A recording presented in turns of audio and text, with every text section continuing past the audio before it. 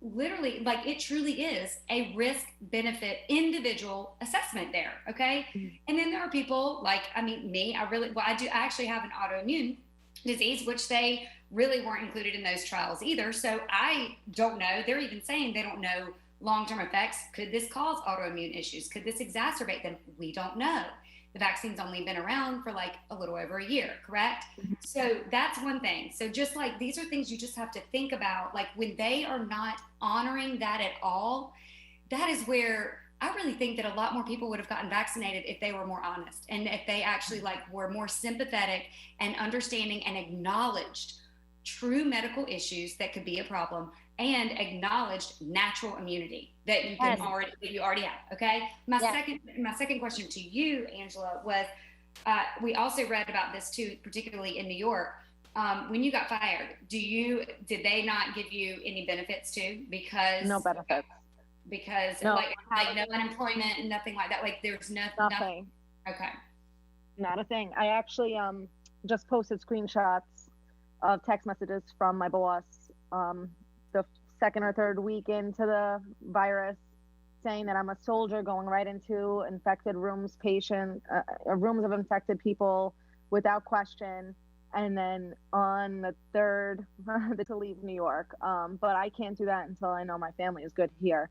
Yeah. I live on Long Island.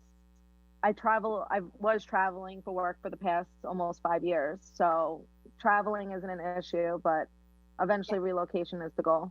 And how do people follow you? Can you tell us your Instagram handle and face? I know I follow you on Instagram. I haven't even looked on Facebook.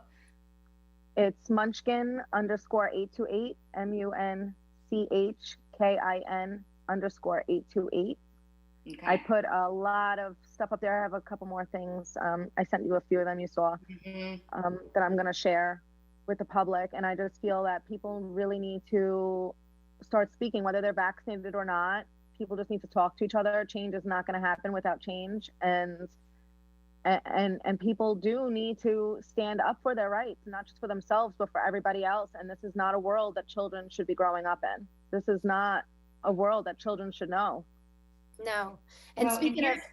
Yeah, go ahead. Sorry, I was just going to say, I love that. I want to speak to anybody else listening too, that if you're in the situation like Angela or like Heather, when we talked to her, like, so many people are so skeptical and so quick to like just not believe what anybody says. So what's important, and we only shared one of your videos or screen recordings, is that you have a couple more. Hey everyone, Ben Hawkins here with Cross Country Mortgage. Rates are still at historic lows, and there has never been a better time to purchase your dream home or refinance your existing. With over 300 loan products including conventional, FHA, VA, USDA, renovation, and jumbo, we are certain we have the right loan product for you and your family. Call me today to be pre-qualified to make the offer on your next dream home. 910-352-3373 or visit my website at lendwithben.com. Government has become too big, too overtaxing, and is constantly over-regulating every aspect of your life. If you agree with that, tune into Consumer Choice Radio every Saturday at 10 a.m. here on the Big Talker 106.7 FM with me, Yael Osowski. And me, David Clement. For an hour, you'll get expert analysis on what the government is sinking its teeth into next and how you, as a consumer, can push back. ConsumerChoiceRadio.com.